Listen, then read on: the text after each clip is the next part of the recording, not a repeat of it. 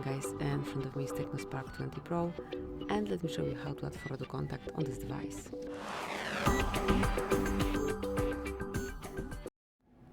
So at first, open your phone gallery, then go to contacts, choose the one that you want to add this profile picture to, and select edit. Here you've got, and this pen icon is for edit.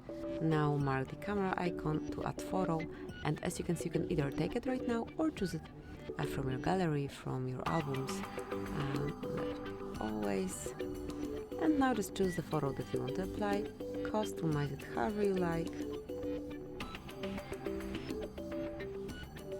then tap on confirmation mark and just save. So that's it, from now on it is applied. Thank you for watching, please subscribe our channel and leave the thumbs up.